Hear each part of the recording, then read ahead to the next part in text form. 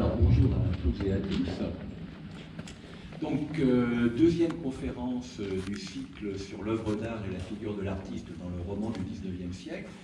La première avait essayé de brosser un très rapide panorama de l'évolution à la fois de la notion d'art et de l'apparition de la figure d'artiste à partir des origines. J'étais remonté au grec. Donc c'était forcément un galop à travers les siècles, pour ne pas dire les millénaires. Et aujourd'hui, donc, on rentre plus nettement dans le vif du sujet avec le XIXe siècle et le début. Le premier romantisme, l'appellation premier romantisme est une appellation de commodité qui ne correspond pas nécessairement à l'exactitude de ce qu'il s'est passé dans les apparitions successives et les nuances du mouvement romantique, tant en Europe que surtout en France. Mais on considère en général, en allant très vite mais sans trop déformer, que le romantisme français est véritablement installé, est en train de devenir l'esthétique et la référence dominante à partir de 1830.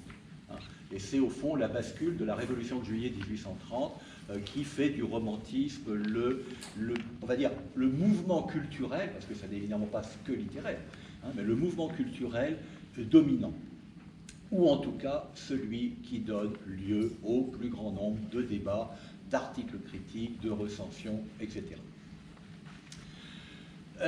Donc, que se passe-t-il à la charnière des XVIIIe et XIXe siècles?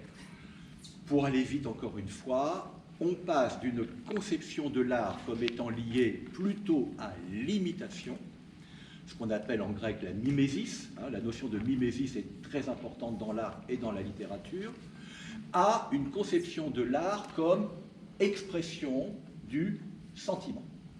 Et c'est véritablement cette manifestation à la fois idéologique et esthétique de la notion de sentiment qui est la grande caractéristique de ce qui se passe immédiatement après la Révolution française. Et c'est pour ça que je vous ai mis quelques textes, à la fois de philosophes, même si ce sont des textes qui paraissent plus tard que la période de référence, mais l'esthétique de Hegel est quand même un des très très grands textes sur l'esthétique romantique. Et comme vous voyez, je vous ai mis en gras la première phrase, élever l'âme, tel est, dit-on, le but final de l'art. L'art est tel est l'effet qu'il doit chercher à obtenir. Et d'une façon générale, le but de l'art consiste à rendre accessible à l'intuition ce qui existe dans l'esprit humain, la vérité que l'homme abrite dans son esprit, ce qui remue la poitrine humaine et agite l'esprit humain. Et de son côté, Schelling, là pour le coup publié au tout début du XIXe siècle, va déclarer que la nature est un poème enfermé dans une merveilleuse écriture secrète. Par conséquent, il n'est plus question de l'imiter, il faut l'interpréter. Et en l'interprétant, on doit pouvoir communiquer au sentiment du spectateur et en littérature du lecteur cette communion spirituelle avec la nature. Incidemment, Schelling, c'est l'un des philosophes dont Proust s'inspirera pour À la recherche du temps perdu. Puisqu'il avait suivi des cours de philosophie à la Sorbonne, il a suivi un enseignement sur la philosophie romantique et particulièrement sur la philosophie esthétique du romantisme. Et il a donc emprunté à Schelling la théorie de la gradation des arts. Depuis l'art qui utilise le plus de matière pour s'exprimer, l'architecture, jusqu'à l'art qui n'a plus besoin de matière pour s'exprimer, c'est-à-dire la musique. Chez Schelling, c'est la musique qui est l'art suprême. Pour Proust, c'est la littérature. Donc il inverse les deux arts, les deux formes d'expression artistique les plus élevées chez Schelling. C'était une incidente pour rappeler l'importance de la philosophie schellingienne au XIXe siècle et jusqu'au début du XXe. Donc, ceci posé, je vous ai donné quelques extraits parmi un nombre considérable de textes du début du XIXe siècle sur justement la conception de l'art ou les commentaires que l'on fait à partir des années 1800 sur l'art.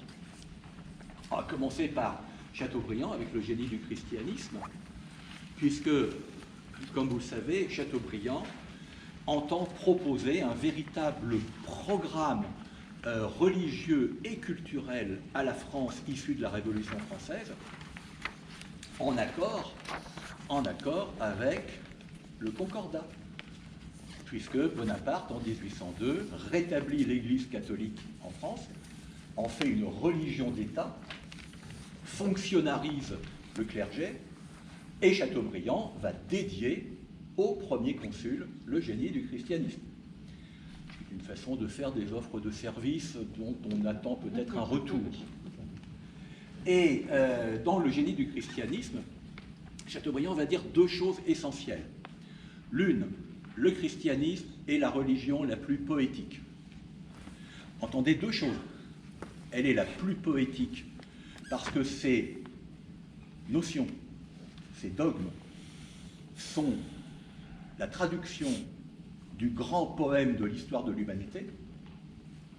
Deuxième chose, le christianisme est la religion qui est la plus productrice d'œuvres d'art, de toute nature. Et la quatrième partie du génie du christianisme est exclusivement consacrée à cette identification du christianisme à la poésie. Poésie, entendez bien entendu avec un P majuscule, c'est-à-dire tout ce qui relève de la création. Poésie ne veut pas dire simplement écrire des poèmes. Poésie, c'est créer, inventer. Et je vous ai mis un passage qui est célèbre, que autrefois, quand dans les manuels de littérature, il y avait de véritables extraits de textes importants,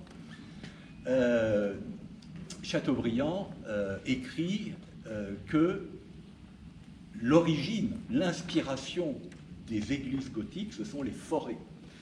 Alors pourquoi dit-il cela? C'est évidemment totalement faux, mais ça n'a aucune importance. Ce qui compte, c'est la démarche philosophique. C'est que la forêt, en tant qu'espace naturel, se trouve investie par l'homme d'une signification religieuse et que cette signification religieuse se traduit dans l'architecture et dans les sculptures des églises gothiques de cette manière-là.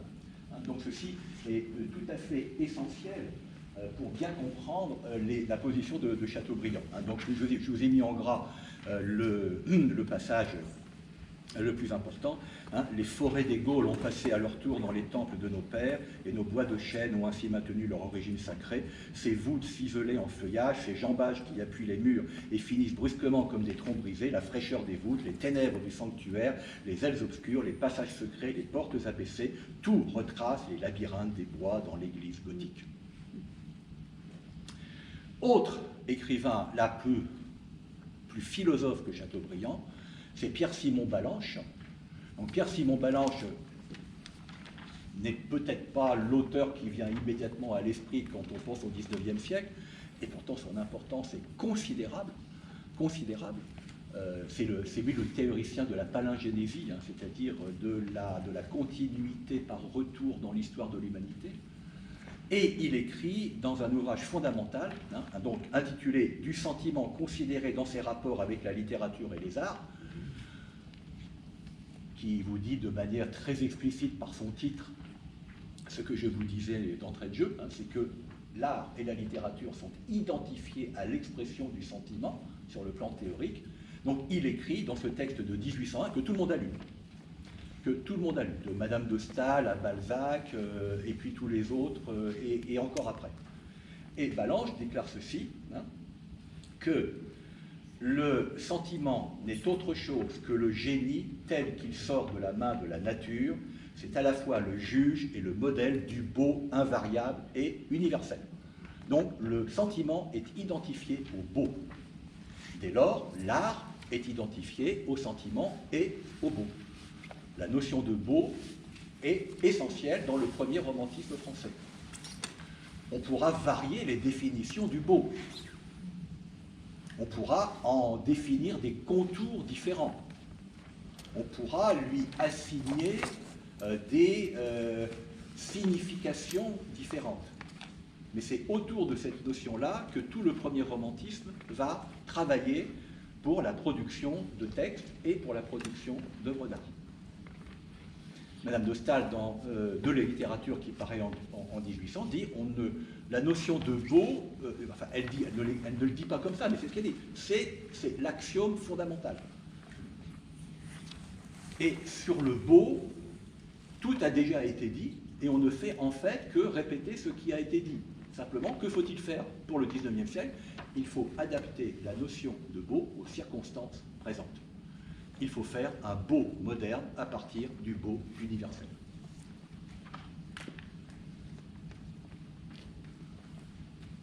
Et Madame de Staël va ajouter, elle n'est pas la seule, mais elle va ajouter une notion supplémentaire à celle de l'art, à celle du sentiment dans l'art, elle va ajouter le beau idéal, le beau moral. Donc, art égale sentiment égale moral. Et vous voyez immédiatement les conséquences de cela. C'est que l'art va avoir, on va penser l'art comme ayant une fonction sociale et idéologique. Puisque si l'art est porteur d'une vertu morale, si l'art est la manifestation du sentiment, si l'art est lié au beau, cela veut dire que la production d'œuvres d'art joue un rôle fondamental dans l'élévation spirituelle de la société.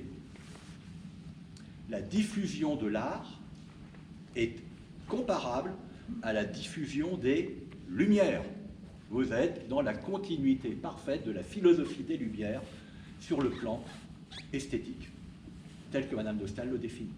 Donc vous voyez, on est dans une configuration intellectuelle qui est tout à fait riche, d'une part, et essentielle pour comprendre tout ce qui se passe après. Donc, on trouve encore parfois, un peu trop souvent, des affirmations comme celle-ci, disant que sous le Premier Empire, sur le plan littéraire, sur le plan de la réflexion, il ne se passe pas grand-chose. C'est d'une stupidité insigne. Ça veut dire tout simplement que ceux qui écrivent ça n'ont pas lu les textes. C'est élémentaire. Ils sont disponibles. Ils sont sur Gallica. Donc, le dernier texte que je vous ai mis, c'est au fond le point d'aboutissement de tout cela. C'est la fameuse préface de Cromwell de Victor Hugo en 1827. Comme vous le savez, traditionnellement, on dit la préface de Cromwell, c'est le texte fondateur du théâtre romantique en France, c'est le texte fondateur de l'esthétique romantique au théâtre et plus largement de l'esthétique romantique.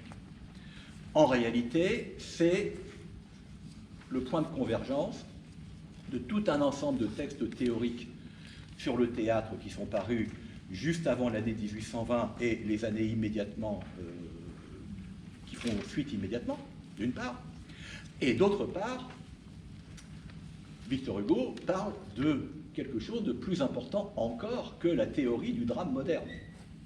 Que dit-il? Il dit que l'art d'aujourd'hui, donc entendez, l'art sous la Restauration, est identifié à la liberté. Là, vous avez, ça y est, vous avez le paradigme complet. Vous avez sentiment, vous avez vertu morale, et vous avez liberté. Et quand il parle de liberté, il dit deux choses en même temps. La liberté dans l'art est identifiable à la liberté politique. La préface de Cromwell est autant un texte politique qu'un texte littéraire. Ce qui fait que vous avez dans la préface de Cromwell la première identification chez Hugo, et d'autres le diront aussi, entre libéralisme et littérature. Libéralisme au sens que le mot a sous la Restauration, c'est-à-dire une position politique qui est opposée à la monarchie absolue, à la monarchie restaurée. Il ne s'agit pas de libéralisme économique, hein, il s'agit de libéralisme politique, lié donc à la notion de liberté politique. Et dans la préface d'Hernani, en 1830, hein, qui paraît après la fameuse bataille d'Hernani du 27 février 1830, lorsque le texte va être publié, Victor Hugo va l'assortir d'une préface dans laquelle il dira « le romantisme n'est que le libéralisme en littérature ». Mais c'est tout à fait dans la continuité de la préface de Cromwell. Et lorsqu'il dit, toujours dans la préface de Cromwell, que ce à quoi doit tendre l'art, c'est à la nature et à la vérité. Qu'est-ce que c'est? Vous l'avez en gras dans le texte. Qu'est-ce que c'est que la nature pour Victor Hugo? Ben, la nature, ce n'est pas la nature. La nature, c'est l'ensemble du réel qui peut être perçu par les hommes. Et c'est pour cela qu'il va dire qu'il y a le sublime, le grotesque, le beau, le laid, que le laid est aussi beau que le beau. C'est-à-dire qu'il n'y a pas de laid, tout est beau. Tout est dans la vérité, des contrastes, des oppositions, des antithèses, dans la totalité. Le romantisme pense la totalité. Une œuvre d'art est une œuvre qui est totale. Que ce soit une œuvre littéraire ou que ce soit une œuvre artistique. Donc vous voyez, en moins de 30 ans est posée une véritable révolution de la conception de l'art et de la fonction de l'artiste, dont les transcriptions littéraires, dont les mises en scène littéraires dans le roman vont être tout simplement l'illustration par la fiction. Vous n'aurez plus de personnages d'artistes après les années 27, 28, 29 qui ne soient pas porteurs d'une fonction essentielle du point de vue de la beauté, de la morale, de la liberté, etc., etc. Donc l'artiste n'est plus simplement celui qui est chargé d'embellir ou d'illustrer. L'artiste est celui qui a une fonction centrale dans la société du point de vue du romantisme. Par ailleurs, la notion de nature chez Victor Hugo, vous voyez qu'elle continue en la modifiant, la notion de nature, chez Pierre-Simon Ballanche, dans le texte de 1801. Prenons bien garde à ce que le terme de nature, tel qu'il est pensé au début du XIXe siècle, ça n'est pas les paysages naturels, hein, c'est un concept philosophique, très exactement comme il l'était dans la pensée des Lumières. Hein, lorsque la pensée des Lumières dit qu'il faut que l'individu soit dans la vérité de sa nature, il veut dire que l'être doit être dans la complétude de la complexité de son être, dans l'alliance de l'esprit et du corps, dans l'expression du sentiment. Il ne faut pas avoir une vision réductionniste du terme de nature, tant dans la littérature du XVIIIe et encore moins dans la littérature du XIXe. Donc voilà comment tout cela est posé pendant les 3 premières décennies du XIXe siècle. En revanche, si tout cela est posé de manière théorique tout à fait déterminante, les représentations fictionnelles, elles, vont être relativement rares jusqu'en 1830. Tout se passe comme si la figure de l'artiste ne prenait véritablement droit de cité dans le roman qu'après 1830. Pourquoi? Eh bien, vraisemblablement parce que le roman, après 1830, va véritablement appliquer le programme qu'il avait proposé quelques années auparavant, c'est-à-dire d'être le genre littéraire total. Celui qui peut récupérer un certain nombre de stratégies d'écriture des autres genres littéraires, comme la poésie, comme le théâtre, et donc, dans son écriture, être capable de transcrire la totalité de l'individu et la totalité de la société. C'est la grande ambition du roman, définie par Balzac, mais définie également par d'autres. correspondant d'ailleurs à ce que Hegel avait annoncé dès la fin du XVIIIe siècle, en disant que le genre moderne par excellence, c'était le roman. Et pourquoi est-ce que c'est le genre moderne par excellence? Parce qu'il n'est tenu par aucune règle restrictive. La poésie et le théâtre sont très codifiés, et le resteront longtemps au XIXe siècle. Le roman, lui, n'a pas de code. Il n'a pas de règles. Il est capable de tout dire. S'il est capable de tout dire, il est capable de tout représenter. Et l'artiste va donc devenir une des composantes du tableau social que le roman va commencer à peindre après 1830. Il existe quelques figures antérieures à 1830. Tantôt par la mise en scène d'un artiste dans un texte de fiction, tantôt par assimilation de personnages du roman, par leur comportement, leurs attitudes, leurs expressions ou leurs discours à des artistes, même s'ils ne le sont pas professionnellement. Voilà pourquoi je vous ai mis deux extraits de deux textes romanesques sous le Premier Empire. Le premier, que vous avez tous lu, La Valérie de Madame de Krüdener, de 1804, texte oublié aujourd'hui, mais très lu à l'époque, dans lequel il y a un épisode qui est resté célèbre au début du XIXe siècle et pendant longtemps, qui est la danse du châle, par l'héroïne Valérie. Petite parenthèse, comme vous le savez, au début du XIXe siècle, vous allez avoir une prolifération de romans dont le titre sera un prénom féminin. Madame de Staël écrit Delphine, elle écrit Corinne. Madame de Krüdener, Valérie.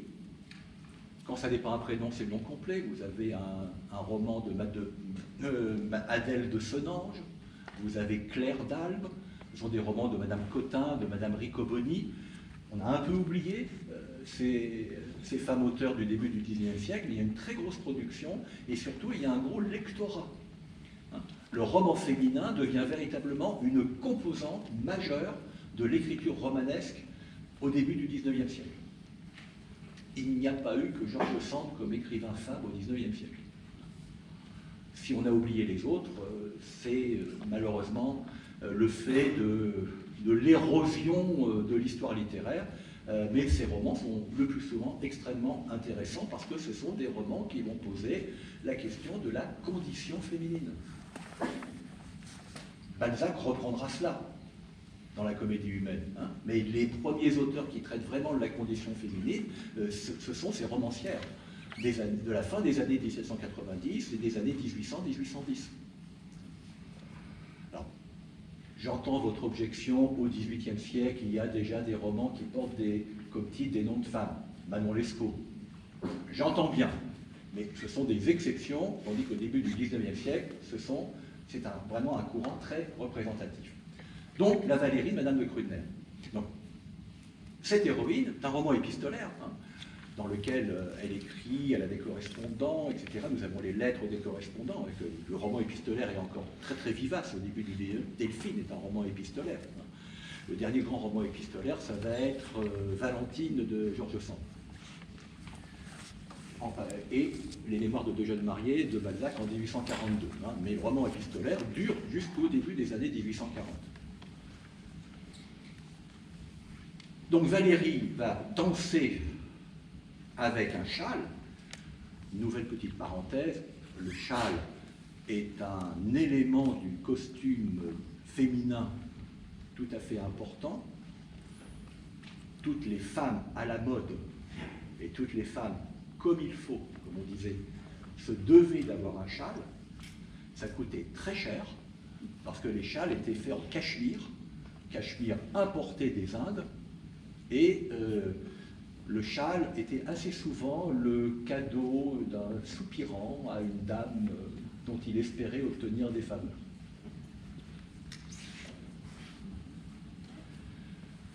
Donc voilà les descriptions, enfin, une partie de la description que je vous ai mise en gras. Ces attitudes différentes, donc celle de la danse, qui peignent tantôt des situations terribles et tantôt des situations attendrissantes, sont un langage éloquent, puisé dans les mouvements de l'âme et des passions.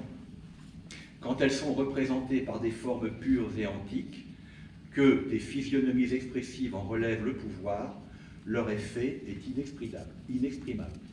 La danse est un art. Chez Valéry, la danse du châle est un art.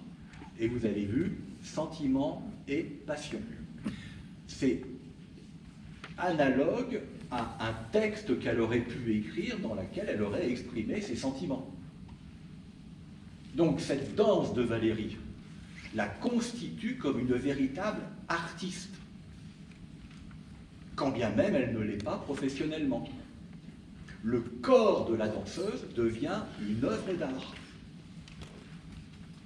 dont l'observation, l'analyse et l'interprétation doivent permettre de comprendre les intentions, les significations, les effets.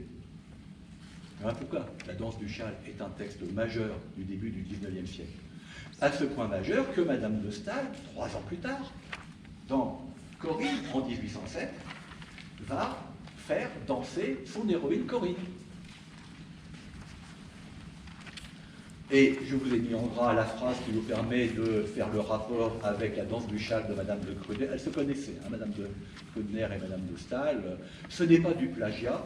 La notion de plagiat n'existe pratiquement pas au début du XIXe siècle. C'est un emprunt, une transposition tout à fait admise dans les mœurs littéraires de l'époque. C'était un talent qui tenait de beaucoup plus près à l'imagination et au sentiment. Le caractère de la musique était exprimé tour à tour par la précision et la mollesse des mouvements. Imagination et sentiment, c'est-à-dire les deux qualités fondamentales de l'artiste dans la pensée romantique. Corinne est donc une artiste. Comme par ailleurs elle est elle-même poète, la danse qu'elle pratique, qu'elle exhibe en public, est analogue à la poésie qu'elle déclame en public. C'est une poésie du corps, tout à fait assimilable à la poésie des vers. Et toujours dans Corinne, là on va avoir une idée supplémentaire qui va être tout à fait, elle aussi, fondamentale au XIXe siècle, l'artiste comme celui ou celle qui exprime l'âme, l'esprit, l'identité d'une nation. C'est au XIXe siècle qu'on va commencer à penser l'art national. Et c'est ce que dit très exactement Corinne lorsqu'elle fait visiter à son amant Lord Oswald le Panthéon de Rome. Et que dit-elle à propos des figures qui sont statufiées dans le Panthéon de Rome? Dans l'intérieur du sanctuaire du Panthéon sont les bustes de nos artistes les plus célèbres. Ils décorent les niches où l'on avait placé les dieux des anciens. Ils décorent les niches où on avait placé les dieux des anciens. Ce sont les nouveaux dieux. Comme depuis la destruction de l'empire des Césars, nous n'avons presque jamais eu d'indépendance politique en Italie, on ne trouve point ici des hommes d'État ni de grands capitaines. C'est le génie de l'imagination qui fait notre seule gloire. Mais ne trouvez-vous pas, my lord, qu'un peuple qui honore ainsi les talents qu'il possède mériterait une plus noble destinée? Souvenez-vous que notre plus chère espérance à nous autres artistes, à nous autres amants de la gloire, c'est d'obtenir une place ici. Et Corinne a marqué la niche où elle sera statufiée après sa mort. Donc, artiste égale sentiment, égale imagination, égale vertu morale, égale beauté, égale esprit national. Nous sommes en 1807.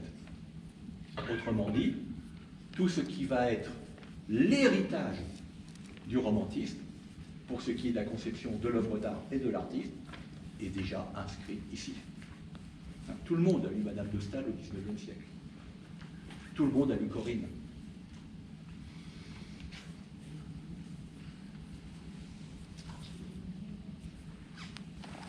Le seul texte que je connaisse du début du XIXe siècle dans lequel le héros est un artiste professionnel, c'est un texte de Charles Nodier, qui n'est pas le texte de Charles Nodier le plus connu. Charles Nodier est né en 1780, donc il a 23 ans quand il écrit cela, le peintre de Salzbourg, en 1803. Et comme vous le savez, Charles Nodier est quelqu'un qui va jouer un rôle extrêmement important dans la formation du groupe littéraire et artistique romantique dans les années 1820, puisqu'il était bibliothécaire à la bibliothèque de l'Arsenal à Paris, et qu'il tenait un salon qu'on a appelé le Cénacle de Charles Nodier, où tous les grands écrivains et artistes de l'époque se sont retrouvés. On va tout de suite après venir à cette formation tout à fait essentielle du Cénacle dans le romantisme français.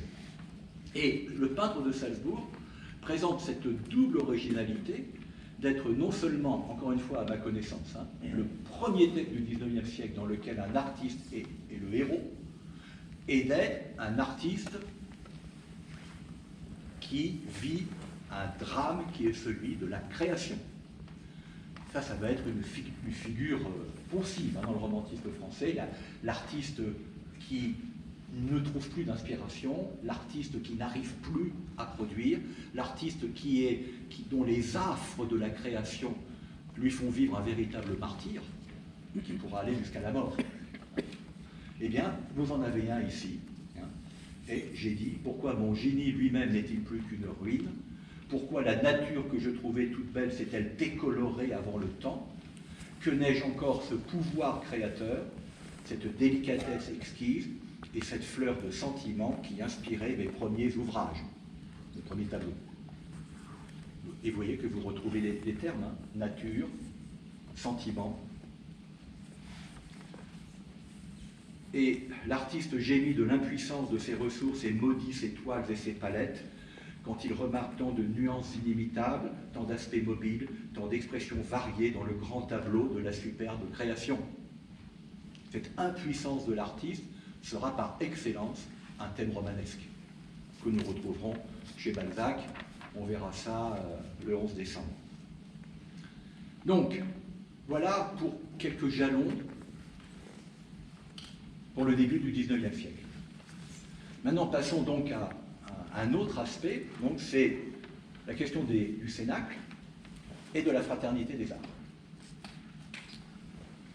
J'avais évoqué la question de la fraternité des arts dans la conférence précédente. Je rappelle que c'est cette notion centrale selon laquelle il y a une communauté artistique qui intègre bien entendu les écrivains, qui fait que les différentes formes de créations artistiques, que ce soit des arts plastiques, que ce soit la musique, que ce soit la littérature, ont en commun un certain nombre de contenus, de perspectives et de moyens qui font qu'il y a une fraternité des arts. L'art, avec un A majuscule, sera donc la totalisation de toutes ces pratiques artistiques et littéraires. Et chaque artiste ou chaque écrivain est en quelque sorte membre de droit de cette fraternité. Pendant quelque temps, ce sera posé d'ailleurs comme une sorte de véritable dogme. Justement, autour des années 1830 et encore plus nettement après 1830, comme je vous le disais tout à l'heure.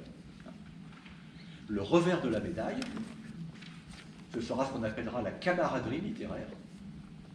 La camaraderie littéraire qui va être dénoncée dès très très tôt.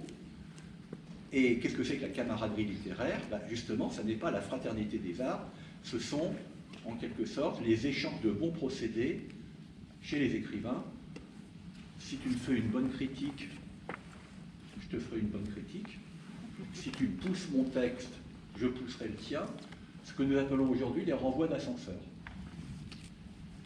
Et ça, évidemment, ça va donner une image plus négative de la fraternité littéraire. Ça n'a absolument pas disparu. Je dirais même bien au contraire. Donc, comment définit-on le Cénacle? Donc, c'est un groupe, bien sûr, un groupe qui est une famille d'esprit qui entretient un esprit de famille et qui partage une foi en l'art. Cette foi dans l'art fait évidemment que on a une sorte de sacralisation de l'art qui se met en place avec ces groupes qu'on appellera les cénacles. Et bien entendu, s'ils s'appellent cénacle, ça n'est pas un hasard, c'est la scène biblique. On se réunit dans des espaces privés, le plus souvent d'ailleurs chez tel ou tel des membres qui possèdent un appartement, un logement suffisamment grand. Alors pour ça, Nodier, c'était idéal, c'était le grand salon de son appartement de fonction, la bibliothèque de l'Arsenal, que vous pouvez visiter. J'ai eu l'occasion de faire partie du jury de thèse de quelqu'un qui avait fait une thèse sur le Cénacle de Nodier, et ça s'est tenu dans le salon, avec les fauteuils d'origine. Pas pour nous, pour les membres du jury, pas pour le public, il y avait des chaises. Et donc j'ai eu le grand honneur de m'asseoir sur un fauteuil où peut-être Victor Hugo a reposé son séant, qui sais-je. Et donc, c'est dans cet espace privé, donc vous avez cette assemblée qui va pratiquer une forme spécifique de ce qu'on appelle la sociabilité, qui est la sociabilité littéraire et artistique. Qu'est-ce qu'on fait? Tout simplement, on se montre les œuvres des uns et des autres, on critique ceux qui ne sont pas là, on lit, on se lit des textes, etc. Donc il y a une ambiance tout à fait particulière. On aimerait avoir les enregistrements de ces conversations de l'époque, que l'on peut supposer absolument brillantes. Et on y partage un certain nombre de valeurs éthiques et esthétiques, et le Cénacle, donc, va se caractériser par cette homogénéité qui vous explique pourquoi vous aurez plusieurs cénacles. Parce qu'on va s'associer par affinité, on va s'associer par perspective commune, par, je dirais, spécialisation esthétique et idéologique particulière. Et donc je vous ai mis une liste des principaux cénacles, ils n'y sont pas tous, dont vous voyez qu'ils ont parcouru tout le XIXe siècle. Puisque vous avez celui que je vous ai évoqué, celui d'Arsenal, de Nodier. Vous avez le Cénacle de Hugo, donc, qui se tenait dans l'appartement de Hugo de la place des Vosges, la maison de Hugo actuelle.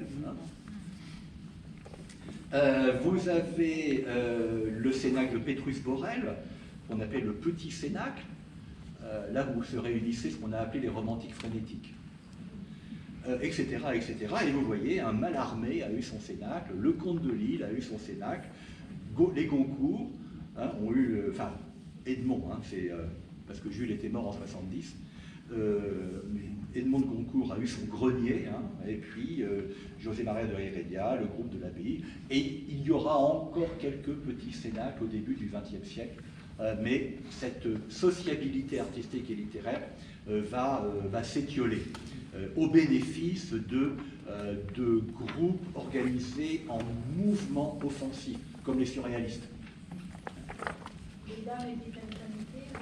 Les dames étaient invitées. Bon, du coup, il y avait des femmes écrivains, il y avait des femmes artistes qui étaient invitées, et il y avait les compagnes des artistes. Je dis compagnes parce que c'était parfois un peu de la main gauche, souvent de la main gauche. Mais oui, elles étaient invitées. Oui, non, la sociabilité littéraire inclut parfaitement les femmes. Et donc, je vous ai mis un long extrait du grand cénacle littéraire, enfin, sanctifié par la littérature, qui est un cénacle imaginaire, c'est le cénacle d'Illusions perdues, mais qui transcrit bien comment fonctionnaient les cénacles des années 1820, auxquels a participé Balzac. Donc, Illusions perdues, hein, je vous rappelle, Illusions perdues, la première partie du roman paraît en 1837, hein, c'est les deux poètes, hein, le titre c'est Les deux poètes, donc Lucien de Rubempré et David Séchard. La deuxième partie, Un grand homme de province à Paris, va paraître en 1839, et c'est dans cette deuxième partie que vous avez le Cénacle, et la troisième partie, Les souffrances de l'inventeur, paraîtra en 1843. C'est le plus long roman de la comédie humaine, hein, Illusions perdues.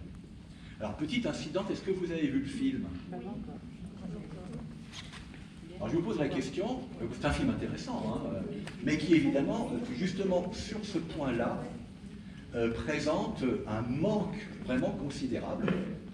C'est que dans le film, Lucien de Rubempré ne fréquente pas le Cénacle.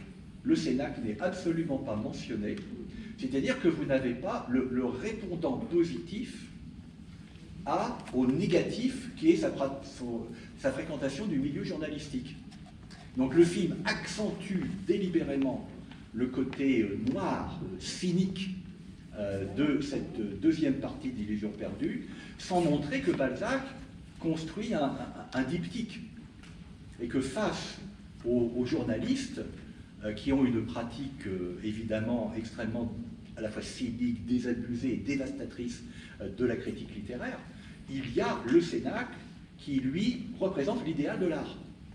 Donc le film est totalement du côté de la désidéalisation, alors que le roman est beaucoup plus équilibré de ce point de vue-là. Et que justement, du point de vue idéologique, la grande faute de Lucien, c'est d'avoir abandonné le Cénacle pour aller chez les journalistes.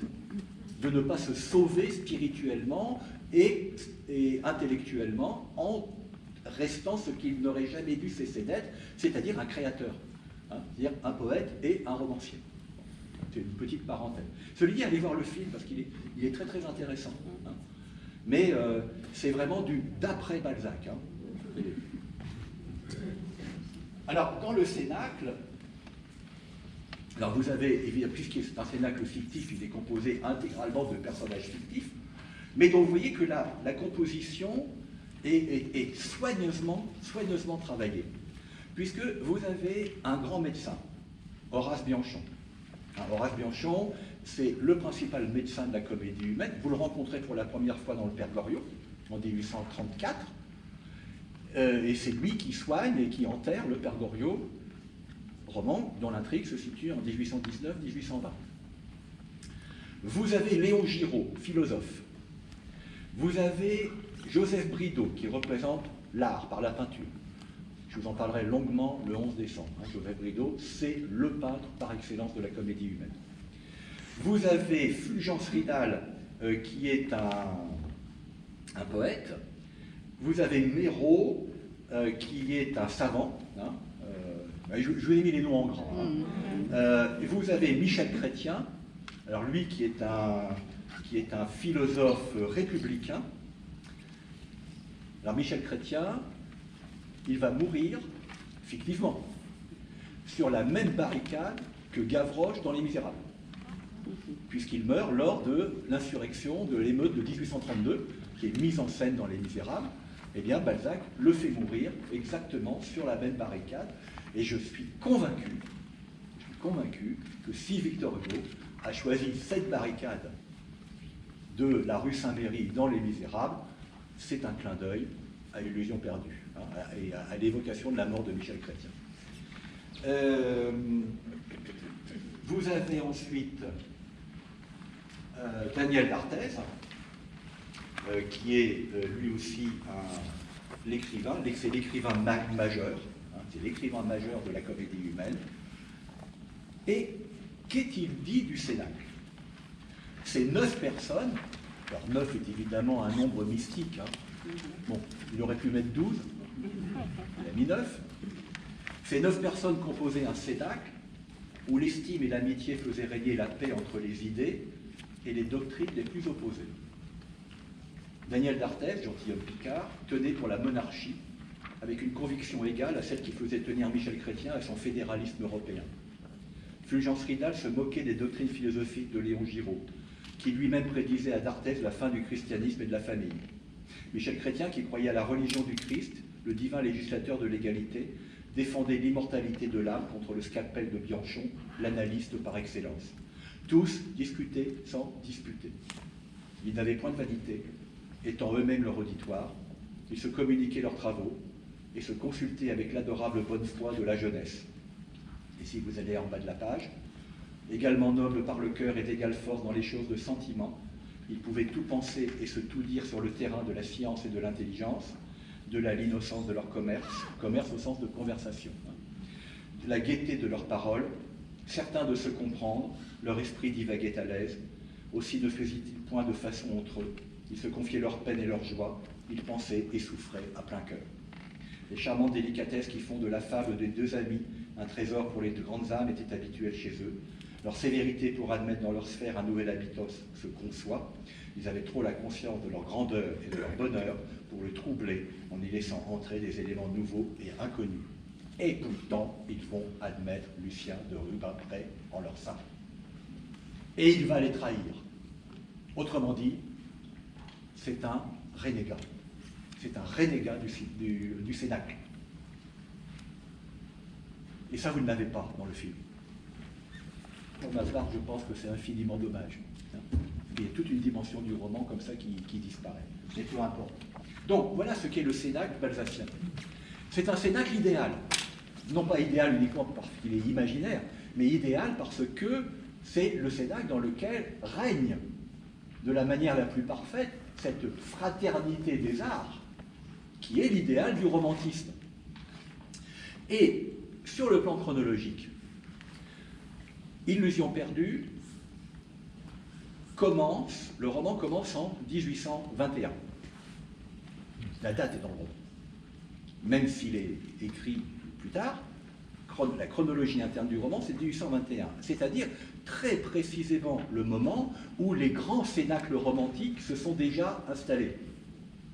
Très précisément le moment où la notion de fraternité des arts, qui sera théorisée un peu plus tard, est déjà en pratique.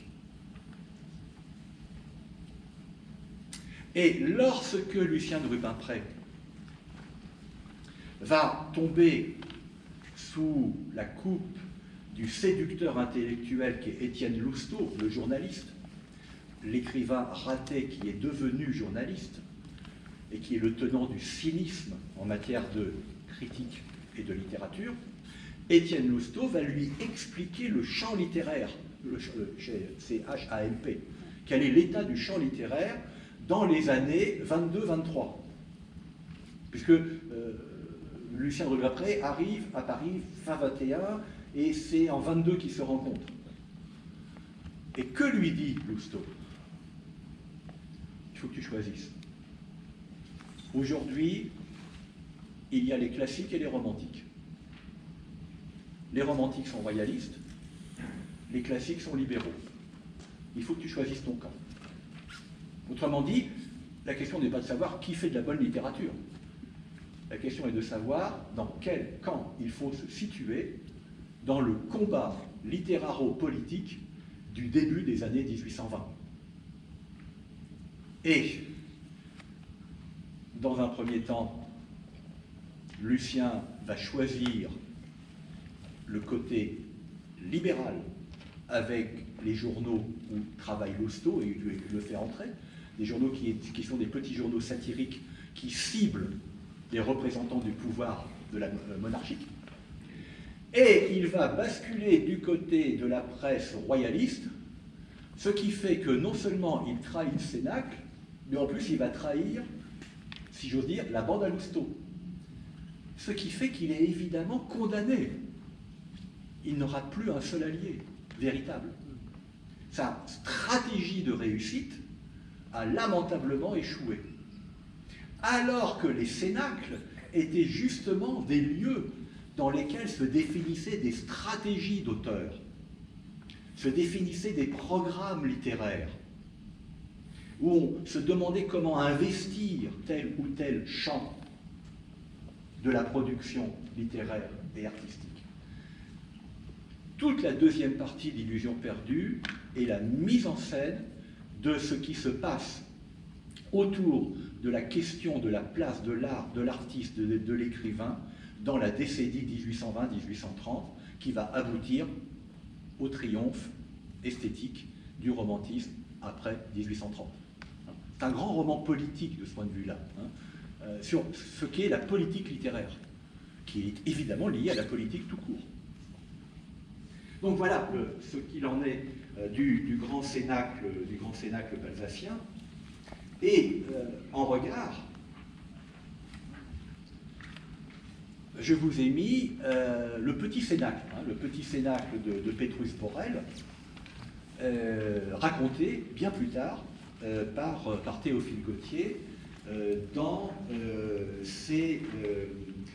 son Histoire du romantisme, qui est tardive, c'est 1870, mais Théophile Gautier a été évidemment un acteur qui a traversé toute l'époque romantique et qui a accumulé les rencontres, les échanges, les conversations, etc. et qui va en quelque sorte faire un bilan. En 70, il est temps de faire le bilan littéraire du romantisme. Non pas que le romantisme soit mort, mais il n'est plus du tout l'esthétique dominante. Il n'est pas mort. Pensez à Cyrano de Bergerac, tout à la fin du XIXe siècle, qui est peut-être la dernière grande pièce de théâtre romantique et qui a été un triomphe considérable. Et donc, ce petit cénacle réunit, alors, le plus connu, c'est Gérard de Nerval.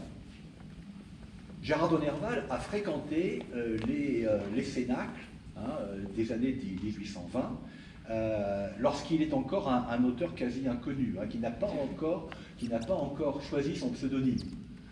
De son vrai nom, c'est Gérard Labruni, et les premiers textes de Gérard de Nerval sont signés Gérard L.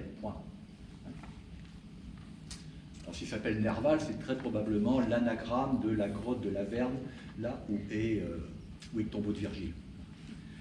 Donc, vous avez Gérard de Nerval, vous avez ça en bas, dans le dernier paragraphe de la première page du texte de Gautier. Alors, Jean du Seigneur, il est un peu oublié, lui. Augustus MacKitt, Philothée Onédie. Alors, Philothée Onédie, c'est l'anagramme du vrai nom de ce poète qui s'appelait Théophile Dondé. Et Philothée Onédie, ça faisait à la fois plus chic, plus provocateur et plus énigmatique. C'est un très grand poète, Philothée Onédie. Napoléon Thom, Joseph Bouchardy, Célestin Nanteuil et Théophile Gautier qui les a rejoints et aussi Petrus Borel. Alors ce petit cénacle, il se réunissait dans une maison un peu misérable. Aujourd'hui, ça se trouve sur l'esplanade du Louvre. Mais à l'époque, là où est l'esplanade du Louvre avec la pyramide, il y avait quelques petites rues, quelques petits pâtés de maisons, où se réunissait, dans l'une d'entre elles se réunissait le petit cénacle. Alors tout ça a été rasé, il n'en reste absolument plus rien, sauf le souvenir de ces réunions du petit cénacle. Et donc, dans ce petit cénacle, ce qui est peut-être le plus intéressant, c'est ce que je vous ai mis en gras, c'est comment a fonctionné ce petit cénacle. C'est donc à la page suivante.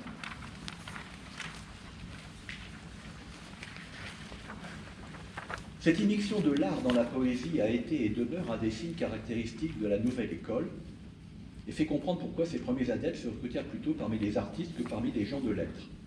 Une foule d'objets, d'images, de comparaisons qu'on croyait irréductibles aux vers sont entrés dans le langage et y sont restés. La sphère de la littérature s'est élargie et renferme maintenant la sphère de l'art dans son orbe immense. À quoi fait allusion Théophile Gautier? Bien, à ce qu'on a appelé la théorie de l'art pour l'art. C'est-à-dire, première idée, après 1830, le romantisme c'est, pour aller encore très très vite, divisé en deux mouvements sur le plan politique. Le romantisme, qui est resté fidèle à son idéal de art et littérature comme message, et le romantisme, extrêmement déçu par la Révolution de Juillet, par l'accession au pouvoir de Louis-Philippe, par le triomphe de la bourgeoisie d'argent, qui décide de se replier sur la pratique de l'écriture et de l'art, sans autre considération que le culte de la beauté. Celui qui va rester le romantique par excellence, qui reste du côté du message, c'est Victor Hugo. Ceux qui vont être du côté de l'art pour l'art, c'est justement les romantiques frénétiques, Théophile Gautier et quelques autres. Ils ont en commun la même conception du travail littéraire et du travail artistique, mais ils divergent sur la destination et la fonction de la littérature et de l'art dans la société. Et, comme vous le savez, un des grands recueils poétiques de Théophile Gautier va s'intituler « Émaux et camées », c'est-à-dire pour bien montrer que le poème est un bijou. Le poème est ciselé comme un bijou. Alors vous me direz, tous les poèmes sont ciselés comme des bijoux. Oui, mais un bijou qui ne vaut que pour sa beauté. Un bijou qui ne vaut que pour le plaisir esthétique qu'il va procurer à son lecteur. Et non pas un poème qui aurait également une portée idéologique ou philosophique. Donc c'est de cela qu'on parle Théophile Gautier en parlant de l'immixtion de l'art dans la poésie. La poésie se fait œuvre d'art au sens où elle est d'abord une quête de la perfection de la forme. C'est ce que reconnaît Baudelaire dans Les Fleurs du Mal, qui, comme vous le savez, sont dédiés à Théophile Gautier, salué comme étant le maître même de la beauté de la forme. Telle était la situation de nos esprits.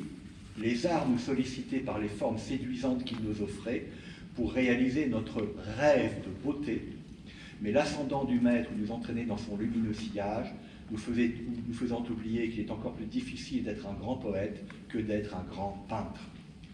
Et qui est ce maître, qui est cet art? C'est Pétrus Borel. Pétrus Borel, surnommé le lycanthrope, personnage tout à fait remarquable, dont le charisme était apparemment extraordinaire, qui a écrit des textes comme Madame Putifar et autres qu'on ne lit plus beaucoup aujourd'hui. Enfin bon, oui, les 19e les lisent, mais enfin ce ne sont plus malheureusement des œuvres qui sont beaucoup diffusées. Et donc vous voyez, ce petit cénacle, eh bien, ne fonctionne plus du point de vue, je dirais, de la conception de l'œuvre d'art comme pouvait fonctionner le cénacle de Hugo ou le cénacle de Nodier, par exemple. Il s'est produit une rupture. Alors quand je vous disais tout à l'heure que l'année 1830 est une date clé dans l'histoire littéraire française, encore plus qu'une date clé dans l'histoire tout court de la France, c'est de cela dont je parlais. En 1830, quelque chose de nouveau se redispose après la décennie 1820-1830.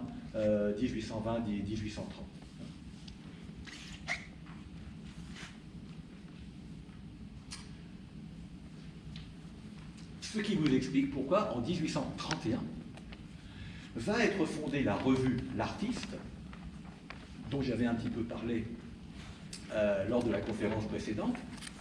Cette revue L'Artiste, qui va être vraiment une des grandes revues, tant littéraires qu'artistiques, de la décennie, et c'est elle qui va lancer véritablement le mot d'ordre de la fraternité des arts,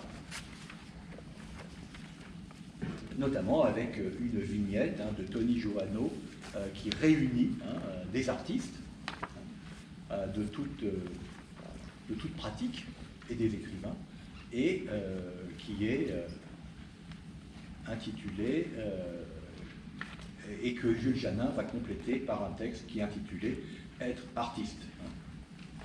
C'est un beau mot, artiste, c'est comme si l'on disait intelligent. Heureux ceux qui comprennent, ils font mieux que tout savoir, ils jouissent de tout ce qui se fait. Et le programme de 1831 dans la revue L'Artiste est un programme qui, en quelque sorte, énonce une urgence. Pour ça, je vous en ai mis un extrait. En un mot, avant 6 mois, nous saurons au juste s'il y a de l'art en France, et quel art, et combien, et à quel prix, et de quel intérêt, et de quelles émotions suivies. Comme nous parlerons de l'art dans toute son étendue, et le plus complètement que nous pourrons, et sous toutes ses faces, nous saurons bien ce qu'il faudra penser, avant peu, de cette grande question. L'art est-il encore possible parmi nous? Encore possible après juillet 1830, après la Révolution de juillet. Il est temps enfin que nous fassions trêve à toutes ces agitations. Il est temps que notre vie se calme. Soyons artistes encore un jour, s'il faut que nous finissions un jour. Dans les temps de révolution, l'art c'est le repos. Dans le temps de calme, l'art c'est le bonheur. Belle définition. Et donc l'artiste va être la revue qui pendant 7 ans, de 31 à 38, va défendre et illustrer l'esthétique romantique et une idéologie libérale en politique. Autrement dit, le programme de la préface de Cromwell de 1827. Esthétique moderne et liberté.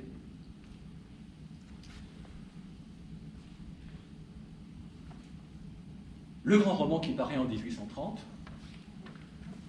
c'est le Rouge et Noir. Alors me direz-vous, dans le Rouge et Noir, on n'a pas tellement souvenir de figures d'artistes et d'œuvres d'art. Non, c'est vrai. Mais l'art est présent, je dirais, par raccord. J'irais presque dire par coutumace. Pratique que vous trouverez dans beaucoup d'œuvres littéraires, justement, des années antérieures et des années postérieures. Donc on est juste avant que n'apparaisse véritablement une figure d'artiste centrale dans la littérature romanesque. Et celui qui fera ça, c'est Balzac.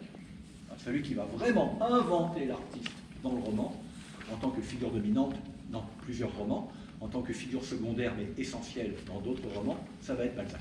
Mais c'est après 1830. En 1830, Balzac, qu'est-ce qu'il a publié? Il a publié La physiologie du mariage et il a publié Les Chouans, en 29, tous les deux. La physiologie du mariage, c'est pas signé, mais tout le monde sait que c'est lui. C'est signé par un célibataire endurci. Et en 1830, il commence une série qui s'appelle Les scènes de la vie privée, sous forme de courts romans ou de longues nouvelles, qui seront ensuite, évidemment, un des socles de la comédie humaine et qui seront intégrés justement dans la première section des études de mœurs, intitulée Les scènes de la vie privée. Il n'est pas encore le grand romancier de la décennie 30-40. Il va l'être juste après, en 31, avec La peau de chagrin. Et La peau de chagrin qui commence très précisément juste après la Révolution de 1830, dans la chronologie interne du roman. Mais dans le Rouge et Noir, vous allez trouver une référence à une œuvre d'art. Alors, vous me direz que c'est un point de détail. Pas tout à fait. Parce que le fait qu'un Stendhal introduise dans le roman une référence à une œuvre d'art, on dit très très long sur ce qui est en train de se passer dans le roman. C'est-à-dire que l'œuvre d'art, en tant qu'élément de roman, est appelée à jouer un grand rôle. Elle va rentrer dans la dynamique, dans la configuration des rapports entre tous les éléments romanesques. Elle deviendra, à la limite, je force le trait, elle deviendra un personnage de roman. Elle aura la même importance, la même dignité, parfois la même fonction qu'un véritable personnage. Et c'est chez Stendhal que ça commence.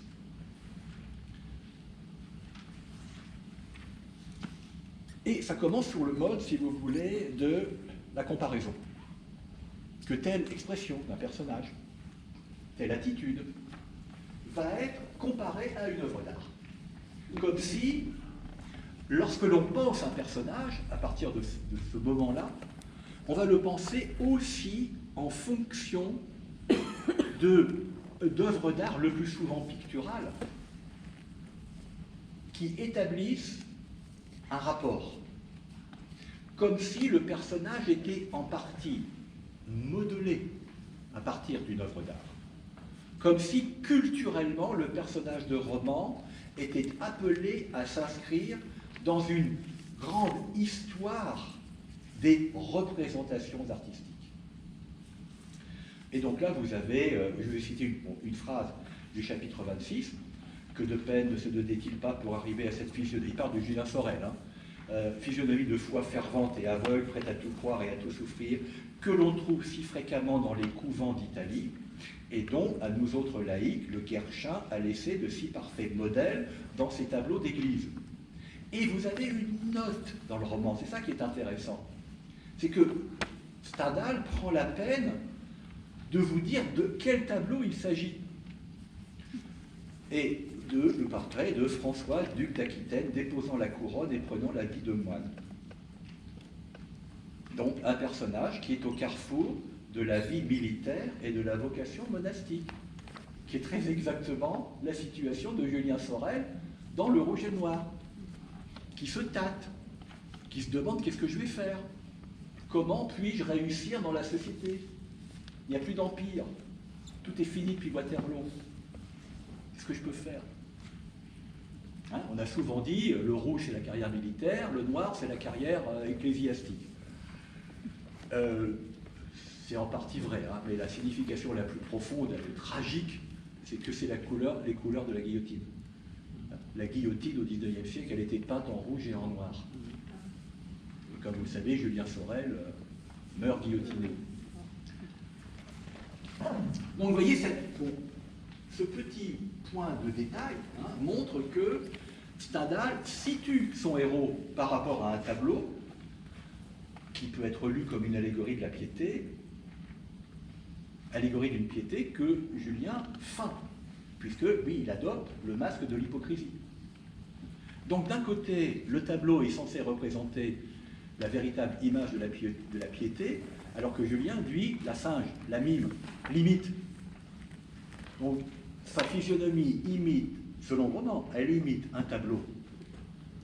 Autrement dit, Julien est une sorte de tableau vivant.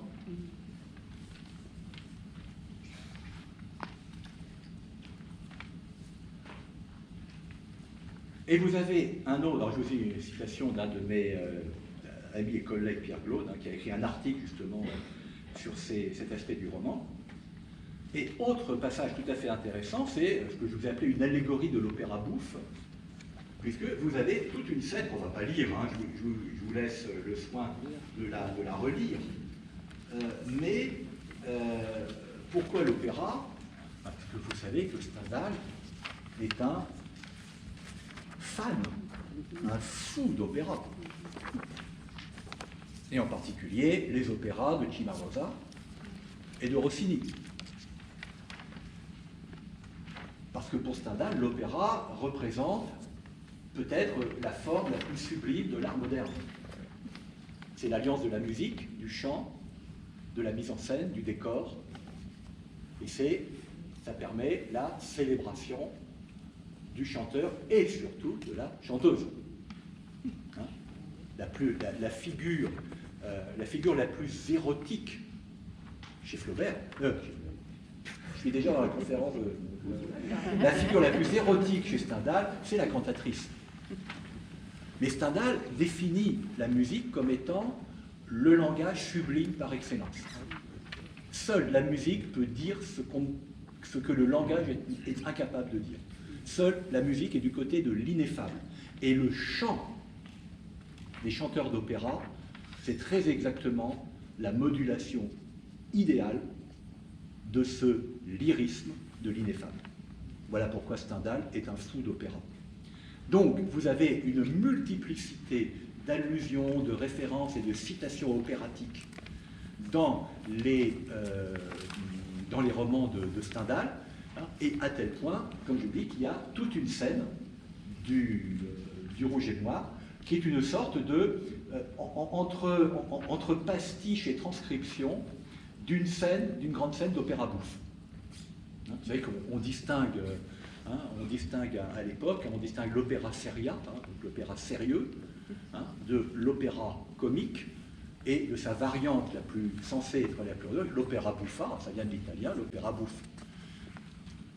Il y avait un théâtre à Paris qu'on appelait les Bouffes. Aujourd'hui, c'est les Bouffes parisiens, mais il y a les Bouffes parisiens, mais il y en avait un autre où on jouait exclusivement des opéras bouffes qui étaient presque toujours des opéras italiens. Et pour Stendhal, il n'y a aucune hiérarchie entre l'opéra seria et l'opéra buffa. Ce sont des différences évidemment de contenu. Hein. L'opéra seria est plus tragique, l'opéra buffa est plus comique, mais pour lui, c'est exactement la même dignité musicale, hein, les deux opéras. Et Stendhal, comme vous le savez, hein, en plus de cela, il est un amateur très éclairé de musique. À tel point d'ailleurs que la plus grande scène d'intensité amoureuse dans le roman stendhalien est une scène de Lucien Leven, où vous avez le héros, Lucien Leven, qui se promène au bras de Madame de Chastelair, la femme dont il est tombé éperdument amoureux, mais qui, comme son nom l'indique, a l'air chaste, Chastelair. Il se promène et on joue de la musique,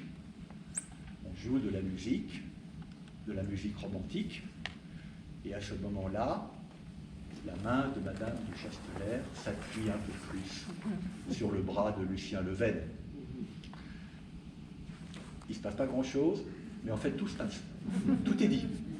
Et, commentaire du narrateur, c'est pour de tels instants qu'il vaut la peine de vivre. Mais c'est associé à la musique. C'est la musique qui est en quelque sorte le déclencheur d'une très discrète manifestation de désir amoureux. Donc voilà pourquoi, hein, dans le Rouge et Noir, vous allez avoir cette scène-là. Alors que, comme je vous le disais, a priori, il ne semblerait pas que le roman Le Rouge et le Noir puisse être imprégné de références à l'œuvre d'art, à la figure de l'artiste. Hein. Nous ne sommes pas dans une question de statistique de présence, hein, de l'art ou de l'art, on est dans une conception naissante de la présence de l'art dans le roman comme étant à la fois un élément d'information pour le lecteur, mais également faisant partie de cette totalité idéale que le roman est censé être capable de représenter à partir du moment où on considère que c'est devenu le genre moderne par excellence. Ou, si vous préférez, donc, avec une formulation plus familière, le genre attrape tout. Et c'est très exactement ce qui se passe. On est dans le moment où le roman va tendre à s'imposer comme étant le genre dominant. Le genre dominant, statistiquement, du point de vue de la production des textes littéraires, il ne le sera pas encore reconnu par les institutions littéraires comme étant le grand genre moderne. Il faudra attendre encore un peu. Les institutions littéraires type Académie française et autres considéreront encore que le roman est un genre inférieur parce qu'il n'a pas de règles. Il faudra attendre le milieu du XIXe siècle, hein, pour qu'il y ait un premier académicien qui soit élu en étant d'abord un romancier. Aucun romancier n'est élu à l'Académie française avant le début des années 1850. Et ce romancier en question, c'est Jules Sandeau, qui n'est pas pour nous le romancier majeur du XIXe siècle. Le deuxième, ça sera Georges Aunet, et le troisième, ça sera Paul Bourget.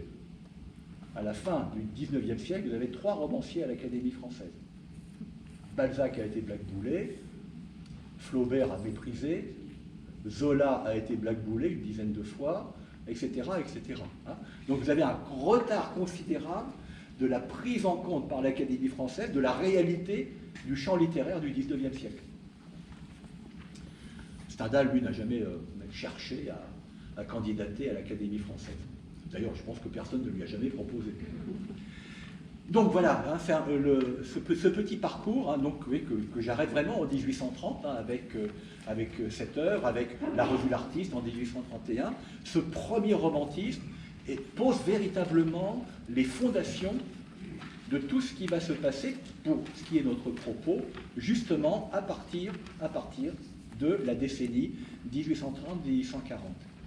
Et c'est ce que, en me consacrant pour une conférence entière à Balzac exclusivement la prochaine fois, on verra que dans la comédie humaine, justement, la problématique du personnage artiste et de la représentation de l'œuvre d'art occupe une place considérable. Pourquoi? Tout simplement parce que pour Balzac, si on veut faire un tableau fictif de la société, faire une micro-société romanesque qui renvoie à la réalité de la société, parmi les catégories sociales modernes les plus importantes, il y a l'artiste. Par conséquent, la place de l'artiste est décidée tout simplement par sa place, la place fictionnelle de l'artiste est décidée par sa place réelle dans la société. La place de l'œuvre d'art est également décidée pour la même raison. Pourquoi? Tout simplement parce que l'œuvre d'art, au XIXe siècle, est devenue véritablement une marchandise. Objet de spéculation, c'est à la fois un symbole de richesse. Vous exhibez vos œuvres d'art dans vos hôtels particuliers ou dans vos grands appartements bourgeois, mais ces œuvres d'art, vous les commandez, vous les achetez. Autrement dit, c'est la loi de l'offre et de la demande. Et l'artiste devient dépendant d'un système économique moderne. Alors qu'avant la Révolution, il était le plus souvent rémunéré par le mécénat. Il était pris sous la protection d'un grand, qui lui versait une pension, qui lui permettait de produire sans avoir à s'inquiéter de ses fins de mois.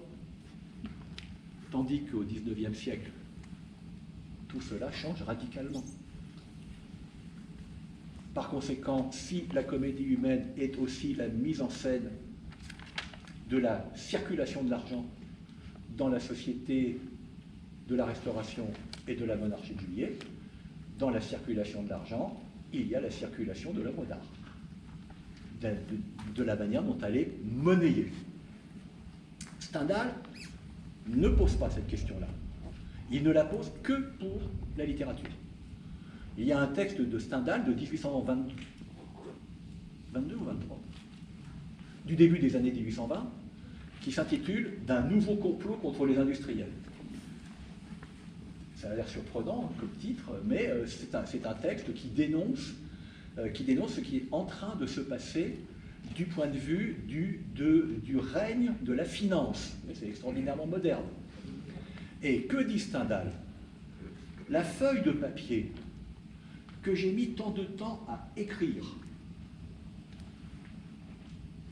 l'investissement intellectuel qui a été le mien pour écrire sur cette feuille de papier, elle me sera payée tant par l'éditeur.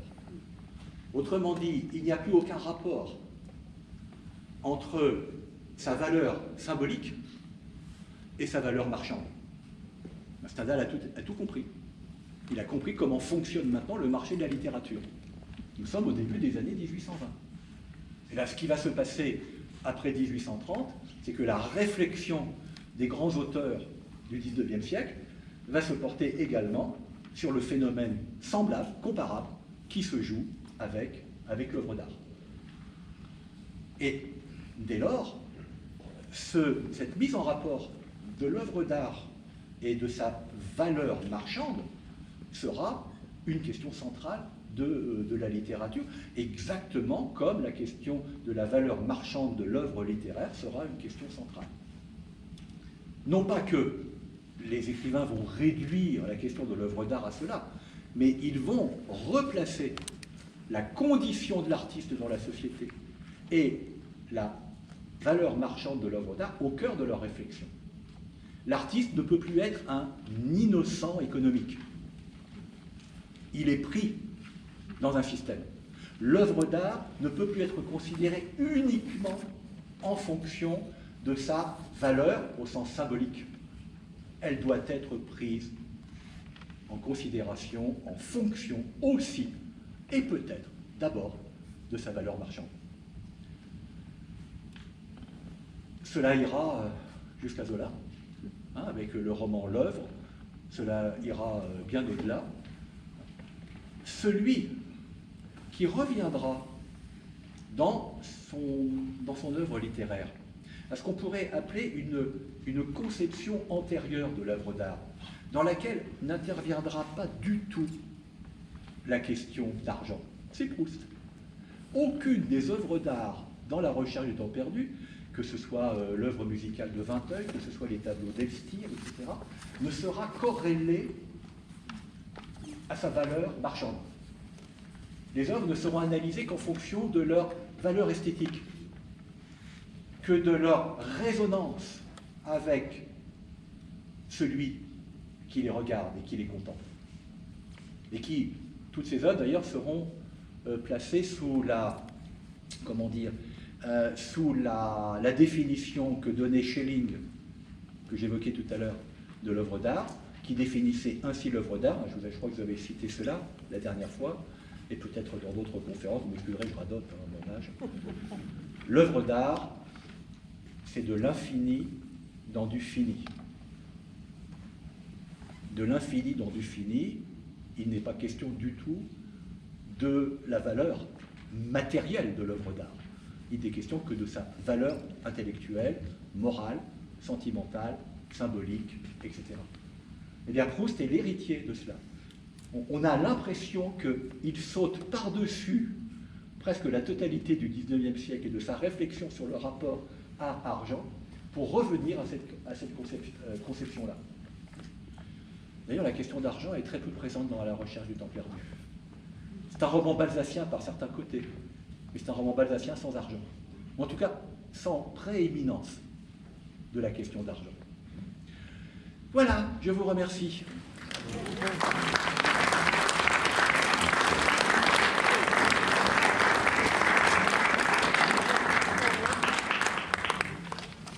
Nous avons le temps pour quelques questions, si vous voulez bien. Sauf erreur, il est 16h30. Oui, ça va, c'est bon. Il y a peut-être des machines à sous à nourrir pour éviter les contraventions et autres désagréments. Y a-t-il des questions?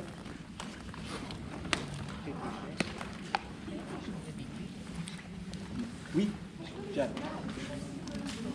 Pardon? Tout simplement, souvent pour des raisons contingentes, parfois tel lieu ne les reçoit plus, et puis, quelle que soit l'amitié et autres, il y a des dissensions, il y a des ruptures, et puis quand on est dans une période d'extraordinaire accélération de la réflexion sur l'art, l'artiste, la littérature, etc. Et donc, ce qui pouvait être les objectifs en 1827 ne seront plus les objectifs en 1829.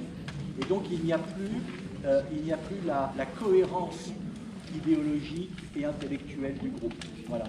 Très peu de cénacles se sont séparés par des ruptures violentes. Ça a été le plus souvent des dissolutions comme ça, mais qui n'impliquaient pas d'hostilité, de rancœur, etc. Tout se passe comme si, au fond, leur fonction s'était arrêtée parce que les objectifs avaient changé. D'autres questions? Oui, je voudrais vous demander une chose. Aujourd'hui, question de qu'est-ce qui reste de romantisme aujourd'hui? Micro. Alors, dans notre vie, monsieur nous demande qu'est-ce qui reste du romantisme. Rien et tout. Ma question n'est pas une réponse normande. Hein, alors, sur le plan littéraire, il n'en reste évidemment pas grand-chose. Hein, c'est assez tâté hein, aujourd'hui. Hein, on a essayé de distinguer des néo-romantiques. C'est exactement comme avec les impressionnistes. Hein, il y a les post-impressionnistes, les néo-impressionnistes, etc. Ce sont des questions d'étiquette qui n'ont pas une grande pertinence ou une grande validité. Mais la littérature du XXe siècle et du début du XXe siècle reste quand même imprégnée par cette référence permanente à la littérature romantique, hein, mais ne va plus en adopter, je dirais, le style. Hein, on a ce qui fait d'ailleurs que parfois quand une œuvre aujourd'hui est écrite, on dira qu'elle est d'un style désuet parce qu'il est romantique. Mais du point de vue, je dirais, intellectuel et autres, reste quand même chez un certain nombre d'auteurs la grande ambition romantique de l'importance de l'œuvre d'art dans la société et de la mission que le texte littéraire peut adopter. Mais c'est une très très vaste question hein, que vous posez. Elle est tout à fait pertinente, mais on ne peut y répondre que de manière lapidaire et lacunaire. Par certains côtés, on est plutôt tenté de dire qu'une partie de la littérature contemporaine porte en creux une nostalgie du romantisme. Je pense à Houellebecq. J'aurais tendance à dire que chez Houellebecq, qui est,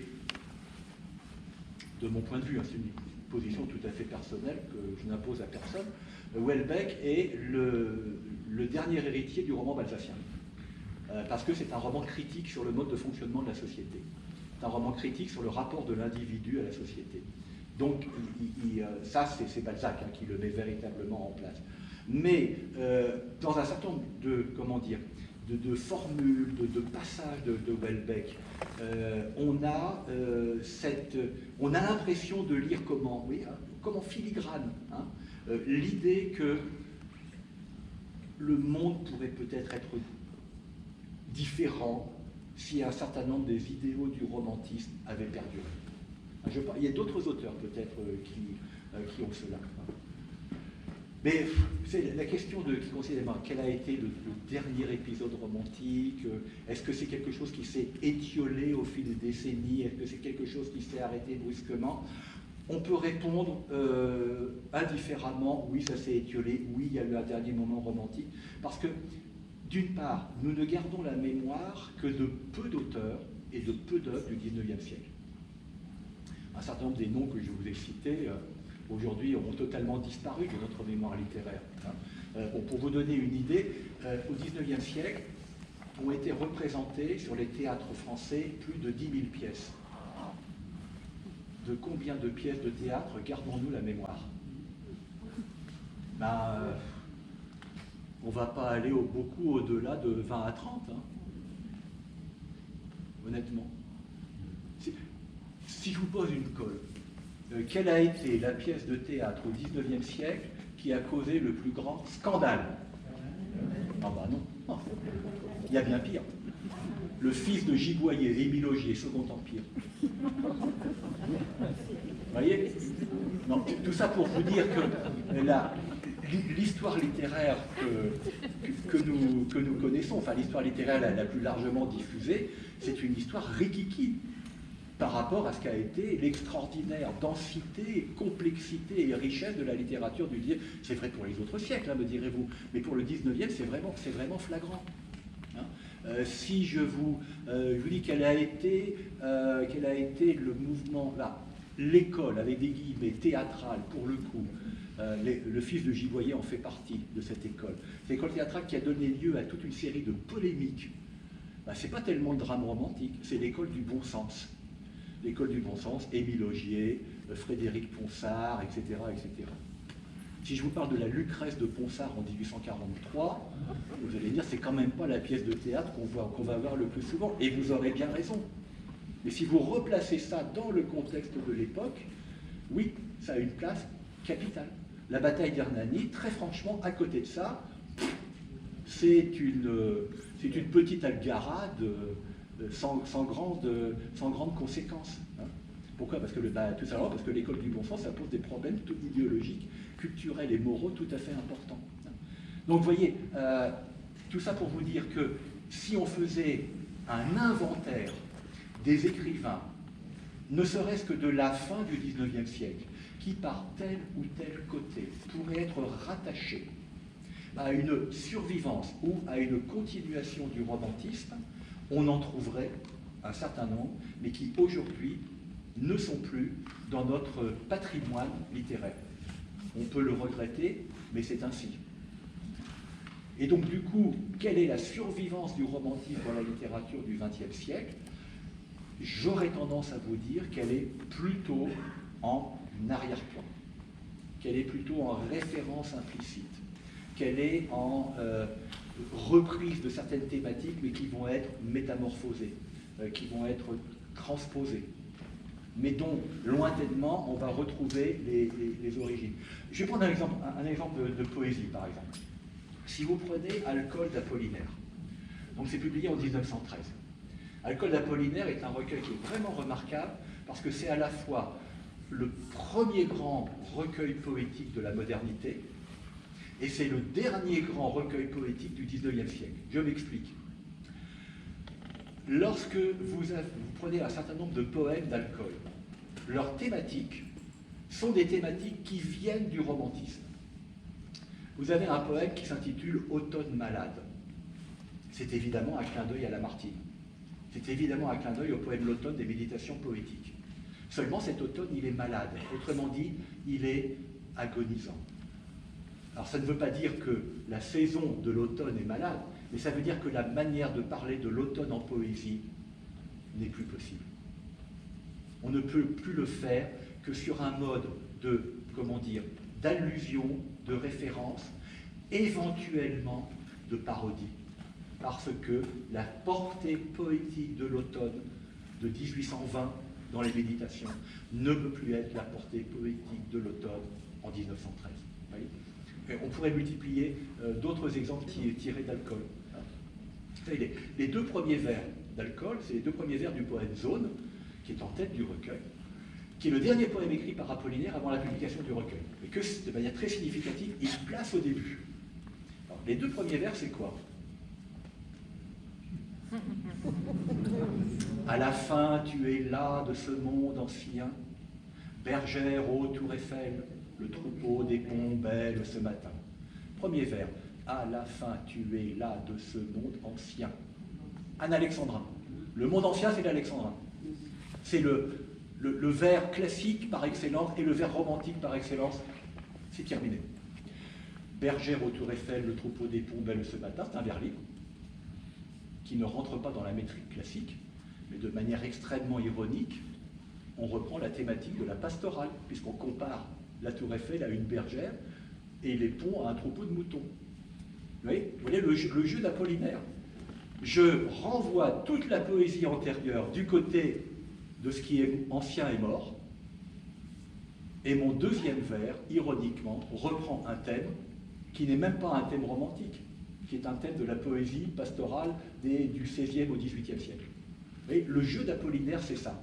C'est de dire quelque chose est caduque, quelque chose est nouveau, et je l'inscris dans les deux premiers vers de ce recueil. Et après, il va célébrer l'aviation. En disant qu'aujourd'hui, qu'est-ce que c'est que la modernité? Et le fait de parler de la tour Eiffel était évidemment un clin d'œil évident, puisque c'était le rappel de toute la polémique sur la tour Eiffel depuis sa construction. Vous avez eu des oppositions extrêmement violentes entre les artistes, les journalistes, ceux qui étaient pour la tour Eiffel, ceux qui étaient contre, ceux qui disaient que la tour Eiffel est une monstruosité qu'il faut absolument démolir, et ceux qui disaient que la tour Eiffel, mais c'est le monument des temps modernes. On est passé à deux doigts de la démolition de la tour Eiffel. Hein. Et aujourd'hui, il est inconcevable de penser Paris sans la tour Eiffel. Mais il y a eu un vrai débat, hein, une vraie polémique artistique, culturelle, idéologique, symbolique autour de la tour Eiffel. Et le fait que Apollinaire en 1913, alors le débat est terminé en 1913, hein, c'est acquis. Bon, la tour Eiffel, elle reste. Bon. Le fait que Bergère, tour Eiffel, Ça veut dire, ça y est, la tour Eiffel, elle appartient à notre patrimoine culturel au même titre que les bergères des pastorales des XVIIe et XVIIIe siècles. Ça, c'est un début de poème absolument génial, parce que vous avez tout dedans. Vous avez toute la poésie antérieure et vous avez les origines de la poésie moderne. Eh bien, la poésie antérieure, c'était aussi la poésie romantique. Et vous avez dans Alcool, vous avez plusieurs poèmes qui sont des clins d'œil, parfois ironiques, parfois nostalgiques, à ce que fut la grande poésie romantique que Apollinaire a tout lu. Il connaît tout. Hein, c'est le point commun avec Victor Hugo. Victor Hugo a absolument tout lu. On se dit, mais c'est pas possible. Comment est-ce qu'il faisait pour tout lire? On me dirait, ils n'avaient pas Internet, ils n'avaient pas les réseaux sociaux, etc. Mais, et ça c'est remarquable. Bon, je n'ai pas tout à fait répondu à votre question. Tout ça pour vous dire que je ne peux pas répondre à votre question. Je vous remercie.